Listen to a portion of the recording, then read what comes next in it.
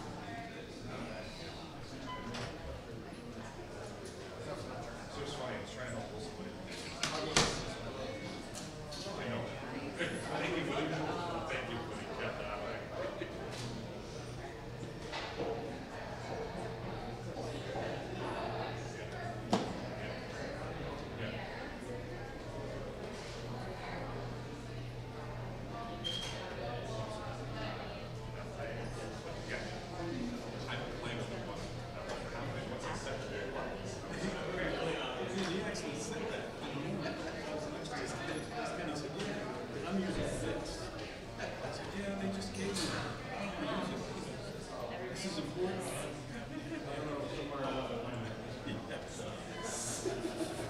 Someone must have talked to them.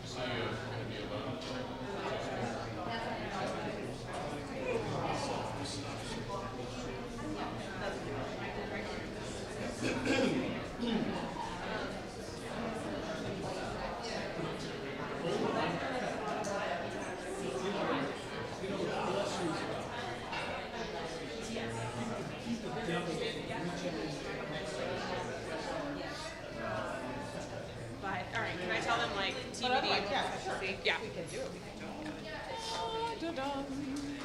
Just letting us crowd around. Let's do it.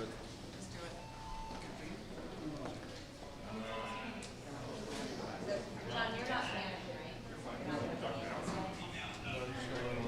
Okay, got it. So I'm just keeping people here, but I don't need to invest.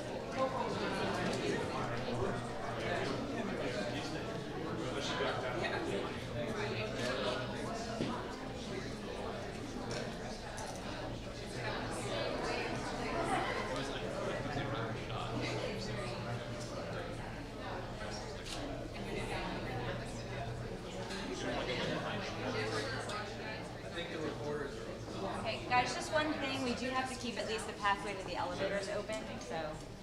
Thank you so much. Thanks. I'm okay, how are you? All right, how about right here?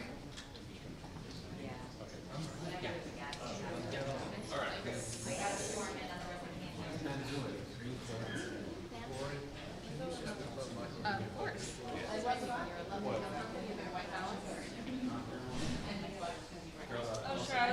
Thanks, I just want to make sure. I don't want to push anybody out of their way. All right, white balance, everybody. Here we go. All right. Okay, everybody else okay? Thank you. Okay, thanks. Elaine's gonna be right there. Okay, I'm going to stay right here. Here comes Garrett. Garrett, you're late.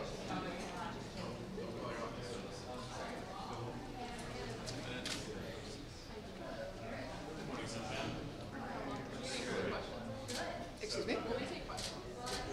I don't know, we'll see. He's the chairman. That's right, Carmen. That's for your, that'll be your birthday picture next year. Thank you.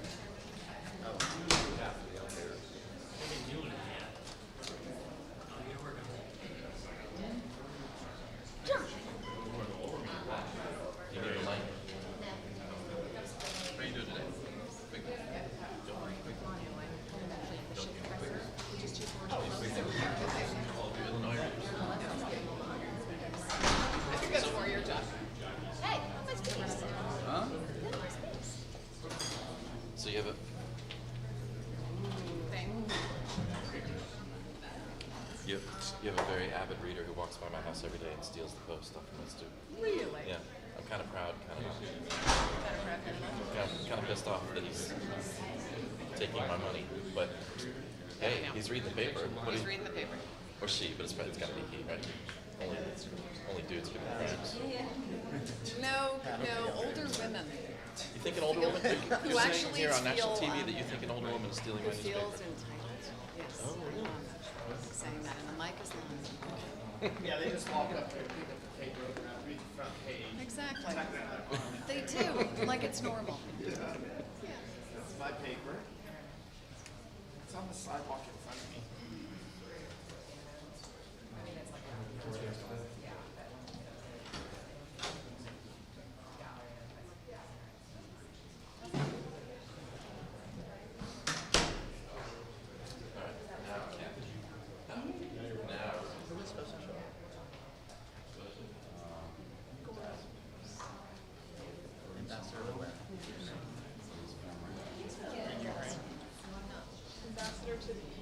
Right.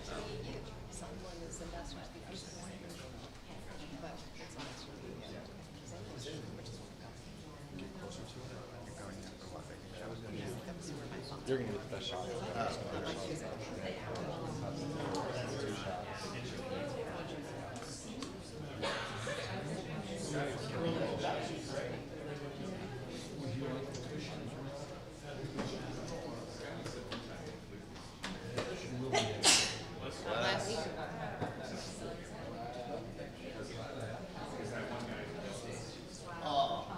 Really? Come on. Got here 5 minutes ago. You got anything for his feet? You had right here. No, I'm just saying. Yeah. It's like in a recliner. John, you're good with sound and everything too, right? You're good with sound? You're good with you're good with sound? Okay. Right.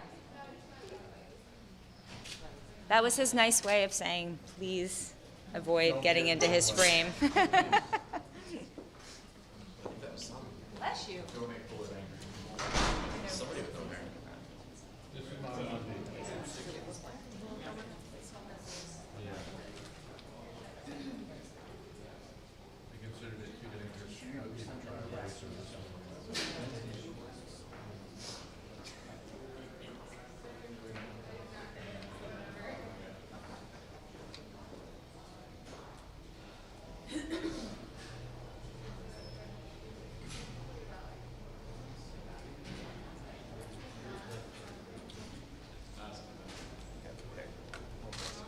I looked at one, but it was a strange picture.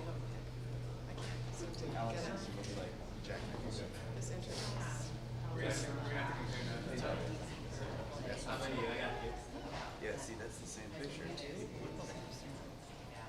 Like a face. Yeah.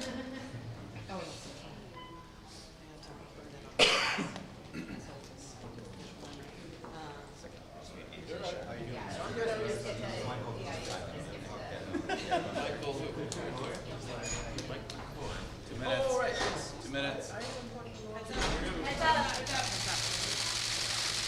Over here, sir. Sir.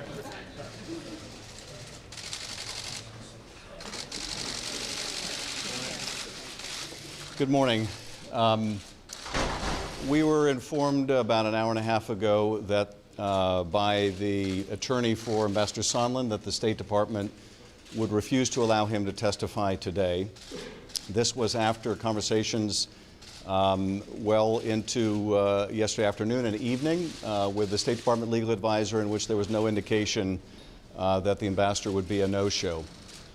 Not only is the Congress being deprived of his testimony, the American people being deprived of his testimony today, but we are also aware that the ambassador has text messages or emails on a personal device which have been provided to the State Department, although we have requested those from the ambassador, and the State Department is withholding those messages as well.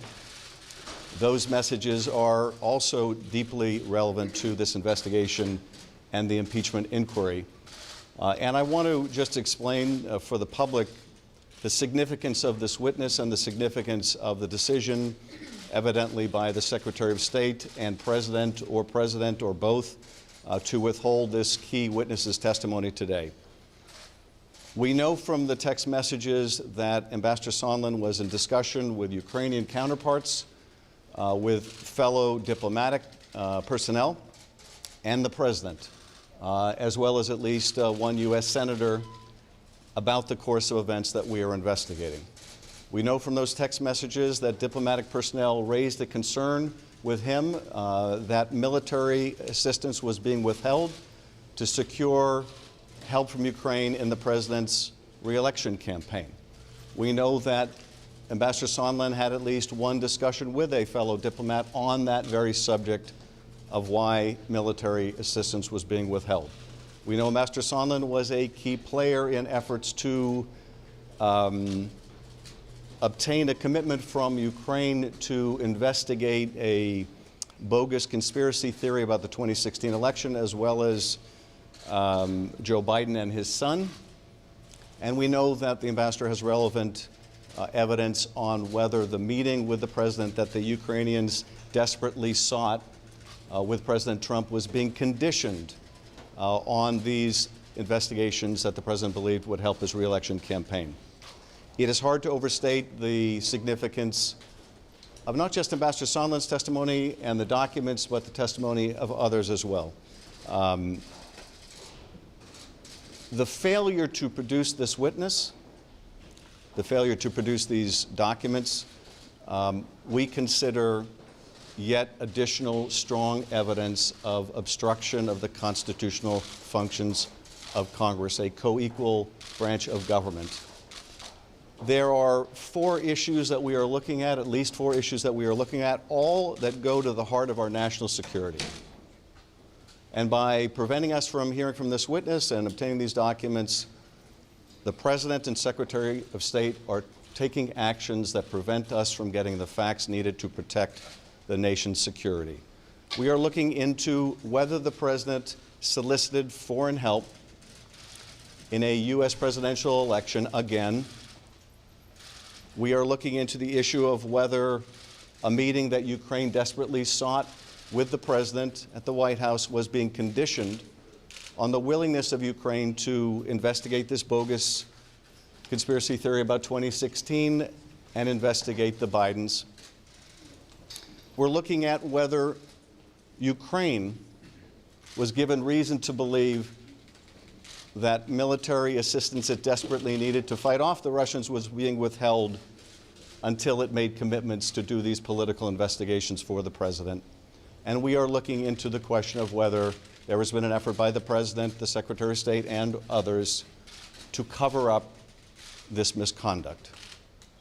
Ambassador Sondland is an important witness on each of these subjects, but he is not the only important witness. And we will consider this act today, and we've had members fly in from around the country to hear the ambassador's testimony, as well as the withholding of the ambassador's documents, as well as efforts that may be made to discourage or having the effect of discouraging other State Department witnesses from coming forward and testifying, as they have agreed to be further acts of obstruction of a co-equal branch of government. This is one of the few impeachment inquiries in the history of our country. It goes to the core of whether the President abused his office to seek political help in his re-election campaign, and did so to the detriment of our nation's security. Did so by effectively coercing a country that has been invaded by Russia to investigate a rival and condition the relationship between this country and that country on whether they were willing to play ball. That is the gravamen of the issues that we are investigating, that this impeachment inquiry is looking into. It is hard to imagine a set of facts more damaging to our national security and our standing in the world, but also more of a fundamental breach of the President's oath of office. The American people have the right to know if the President is acting in their interests, in the nation's interests, with an eye towards our national security, and not in his narrow personal political interests. They have a right to know. Indeed, the American people have a need to know. And through this impeachment inquiry, we are determined to find the answers. Thank you. What's your next step? Will you go to court? That was your office's first contact with the whistleblower.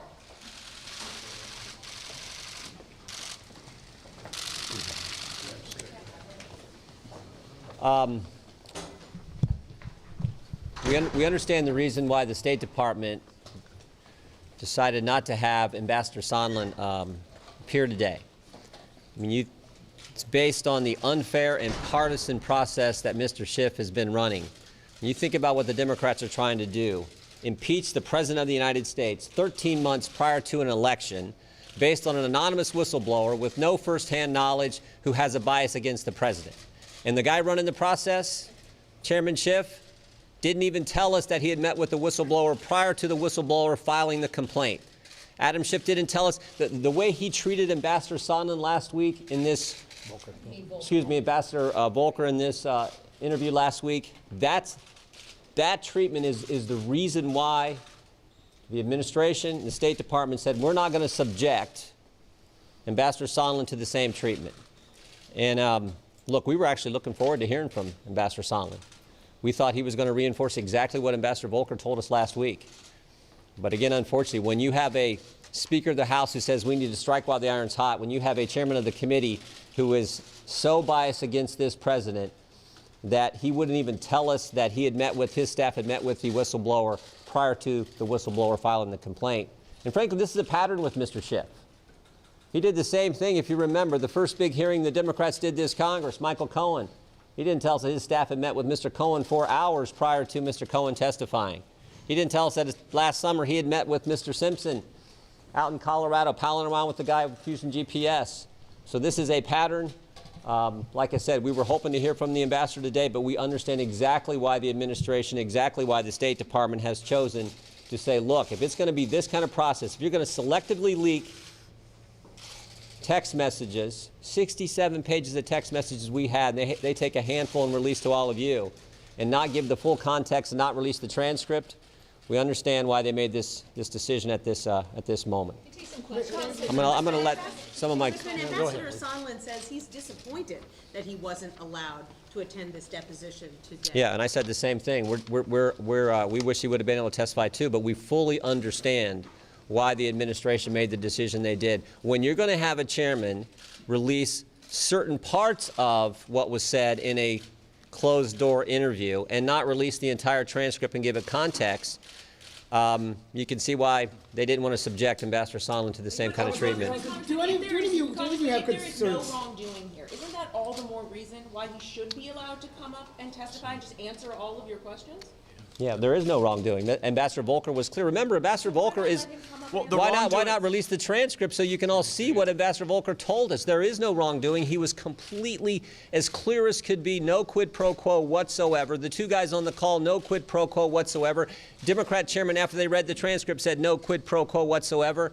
But Adam Schiff doesn't want that information out there. So he's holding up the transcript, and he continues to have this bias against the president, the way he runs things. I believe that I do believe that we'll actually get to hear from the ambassador, but we'll only get to hear from him when there is a fair process. This is not a fair process. I can tell you, we spent more time in the Schiff last time with Ambassador Volker than Adam Schiff did. You know, he came out here, you may have noticed that, he came out here all to the press, and what did he do? He gave this benign thing and then raced off to a fundraiser. So here's what we have to understand, is this has to be a fair process. And when you have a press release being drafted by our Democrat colleagues, cherry-picking text messages, when the full text of Ambassador Volker's testimony last week would have exonerated this president, let's release it. I'm all for bringing the ambassador in, but let's only do so after we release the full. Do you have any concerns about what we're talking about here? The president asking foreign government, one Ukraine, to investigate Joe Biden, and also the president saying last week that China should investigate Joe Biden. Do any of you have concerns about that? The president's doing his job. President, when you're talking about the hard-earned tax dollars of the American people going to a foreign government, The president's going to make sure that there is no corruption there. He's doing his job, his duty as the commander-in-chief, his duty as the president of the United States. So I don't have a concern about that. Should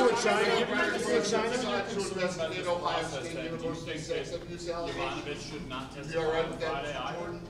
Given your concerns about this process, the next testimony is supposed to be Friday. Should that go forward? We'll see. We'll see. We would sure like to see the Volker testimony released before we continue the depositions and transcribed interviews. And what we see in this impeachment is a kangaroo court, and Chairman Schiff is acting like a malicious Captain Kangaroo.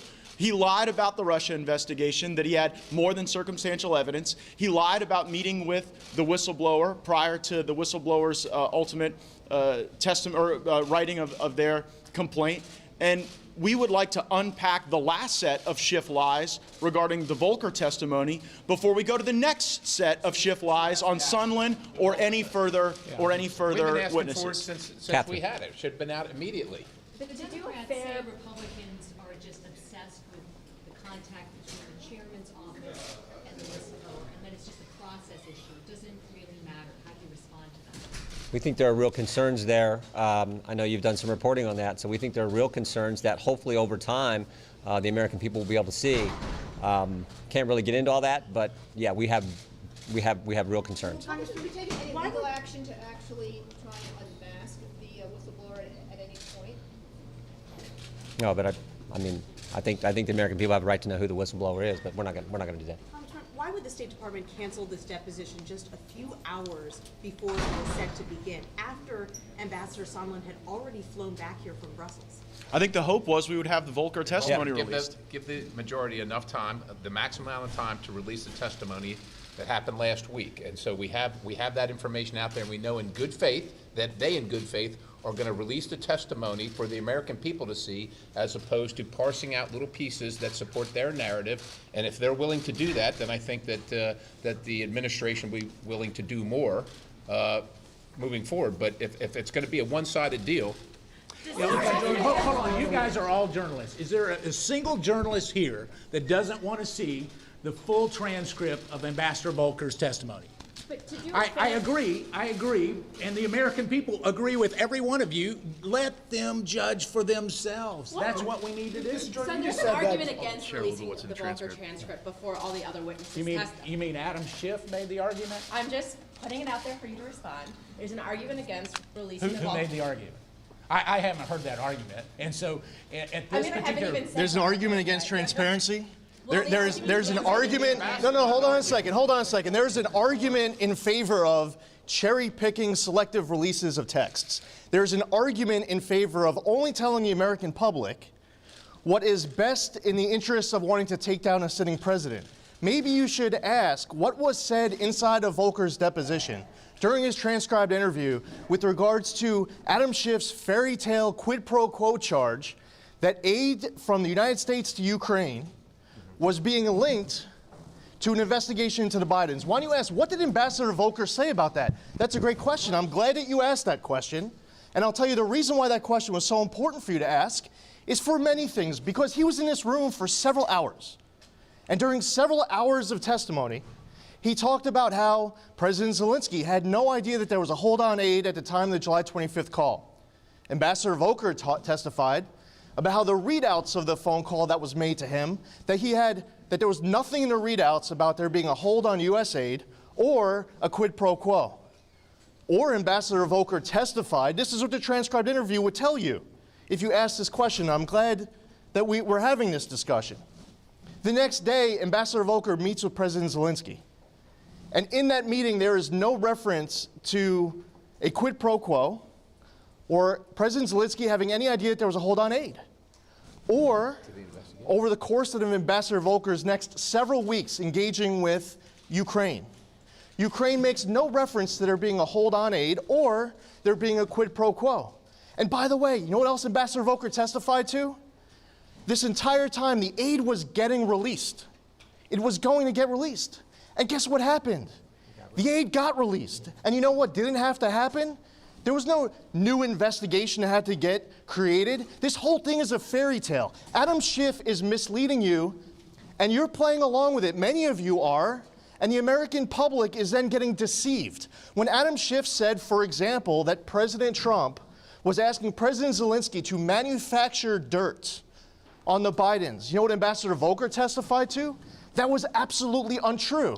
Now that's what we would call an inconvenient fact for the narrative. You know what else Adam Schiff has been saying to you and the American public that was not true? That he had no contact with the whistleblower. He'd like to, but he didn't have any contact. He lied. You know what else he lied about? When he gave his opening statement from the acting director of national intelligence as to what was in front of the world as far as what the transcribed interview said. Now going back to Ambassador Volker's transcribed interview and a process, we were here ready to do our part. If anyone is going to testify behind those closed doors, we're going to make sure that we're there to ensure that the other 99% of the story is being told. Because guess what? If we weren't there last Thursday, you would have no idea of everything that Ambassador Volker said to obliterate Adam Schiff's fairy tale quid pro quo charge. You would have no idea. So we're here. Now, as far as the administration goes, if they don't want to send Ambassador Sondland here, because this is a kangaroo court, because there has not been a vote to launch an impeachment inquiry, because minority does not have any rights for subpoenas, because the president doesn't have the right to have counsel present to ask questions, for subpoena power, to present evidence, this entire thing is a political charade, is a clown show. We're here, we're ready for whoever's going to be testifying in the other room, but we have to be here because if we're not, Adam Schiff sure as heck is not going to tell you. Because all he has to do is right now release that transcribed interview, because he won't, because it destroys his narrative. It undercuts it, it blows it up. That's what we heard over the course of several hours. And by the way, Jerry Connolly comes on to, Aaron Burnett's show on CNN at 7 o'clock on Thursday, and they have a back and forth. They play a clip from Jim Jordan, they play a clip from me, where they're basically saying, Jerry Connolly, you didn't hear anything of what Jim Jordan and Lee Zeldin says that they heard, right? And they have this back and forth, basically dumbing down their audience. And what isn't pointed out in that back and forth is that Jerry Connolly was the last person to show up. He's the first one to leave instantly. He wasn't there for any of it. So what's important is that we're here, and we can answer any question you want as far as what Ambassador Volker testified to, credibly, exceptionally, professionally. But you're not asking any of the most important questions. Some of you are, but many of you aren't asking the most important questions, such as, what did you hear last Thursday that we don't yet know about? Adam Schiff won't answer it, but he should. He should release the transcript. We'll take a couple more. Congressman, the president, the White House has repeatedly refused to hand over documents. Now the administration is blocking a key interview. Doesn't that imply that there's something they're trying to hide? No, it implies exactly what Mr. Zeldin just said. It's exactly what I don't think anyone could say it better than Lee just said it. That's the focus. So you would encourage people to defy congressional subpoenas? No, we're not saying that. We're saying we would encourage Adam Schiff to run a fair process. That's what we're encouraging. Which Americans would go on trial without their counsel? Should they appear? Which Americans would go on trial without their counsel? I'm asking you, should they defy subpoenas? There should be a fair. We'll take Nick. Democrats should have a vote. We'll take a couple more. And we'll go. That's the next step. Would you all support a vote on the House floor to give yourselves more That's rights and a fair process for this? That's Nancy Pelosi's. That's Nancy Pelosi's call. She's the one who wants to strike while the iron's hot. That's her I think I call. would probably vote against that. Yeah. Same here. Which of you believe that bribery is the only impeachable offense? You keep talking about quid pro quo. Which of you believe bribery is the only impeachable offense? Left blank, the section about congressional notification. Does that impact the credibility of the whistleblower? Absolutely. If that's the case, and there's been reporting. I know there's been reporting. The congressional That is. notification box is left blank. Yeah, and I think that's a big problem. That is a big problem. We gotta Because remember, there was a preliminary investigation done by the Inspector General that brought this forward. And if the whistleblower is not being forthcoming with the... That's a federal It's a big problem. What attaches to a federal form is perjury. Yeah, and frankly, I think the American people have a right to know who this whistleblower is. If we're talking about the impeachment of the President of the United States, I think that's important. Is it appropriate for the president to seek out the identity of the whistleblower? All I'm saying is I think it's appropriate for the American people to know who the person is behind this charge that the Democrats are pursuing, removing the President of the United States, the leader of the free world, 13 months before an election. I think the American people have a right to know that. I think it's also important to point out that you all know, the American public all knows now more than the whistleblower does. So this whole thing about what does the whistleblower know? we're telling you, they now know less than what you all know. So we should be talking about what we know now and how to go forward. Talking about kangaroo court, you know what else Jim Jordan pointed out when we were here a few days ago? Was how when we showed up on Thursday, Adam Schiff started by the ground rules was that this was going to be a staff-led transcribed interview. And then it wasn't until Jim Jordan pushed back that Adam Schiff reluctantly said that he would allow members to ask questions. But it was discouraged. He was strongly discouraging members to ask questions. And by the way, until it went so bad for Adam Schiff that he jumped in for 25 minutes and voices cracking when they start to look at this. Why? Because Ambassador Volker was not giving them the answers that they were leading Ambassador Volker to conclude. I can tell you that this is nothing more than, Adam Schiff talked about 4 acts. You know what? There are 4 acts. And the first, second, third, and fourth act already has reached a conclusion for Adam Schiff. Let the American people decide what the final act will be, because ultimately, when the truth comes out, you will see that this president did not hold aid to try to influence a foreign country to do anything. One last thing.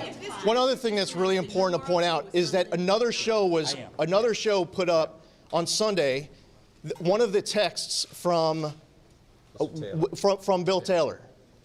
That show then did not follow that text with the response that absolutely says unequivocally that there is no quid pro quo. Furthermore, what that show did not say after that is the context from Ambassador Volker's transcript with regards to Bill Taylor's text. And you would then know if we all had the transcribed interview in front of us, but we'll tell you now, it's been out there in the public. He said it because he read a Politico story. And he wanted to get the aid to Ukraine released. He saw a Politico story and he was concerned, and then he was corrected.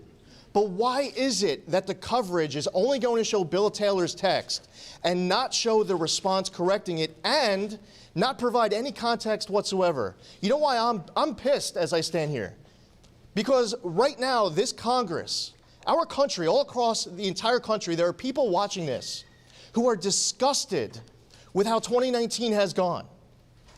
That all of their priorities right now, why are we not working together to pass USMCA next week? We know that it'll grow jobs, increase investment in the United States, that it would increase GDP. Why are we not talking about USMCA? Why aren't we working on a bipartisan basis to lower prescription drug costs? Why are we not working together on a bipartisan process in order to pass all these different priorities that are really important to our constituents, Republicans and Democrats, conservatives, liberals? It's all to appease an enraged liberal activist base, insisting on resisting, impeaching, opposing, and obstructing everything and anything. We are all, as a country, being held hostage by a few members of Congress who have leveraged congressional primaries against Democratic leadership and committee chairs. They've instilled fear on the part of their colleagues in their own conference. And them and their activist base is preventing us from standing here for all of us to be able to spend 100% of our energy working together in order to pass bipartisan important priorities for our country. So if we sound like we're pissed as we stand here, it's because we are. The American people are getting screwed by an enraged liberal activist base demanding impeachment. They don't even care what the crime is. They don't care what the facts are. They don't care what the evidence is. In the future, you'll decide to investigate. Thank you, guys. Thank you. I just wanted to finish. I'm sorry.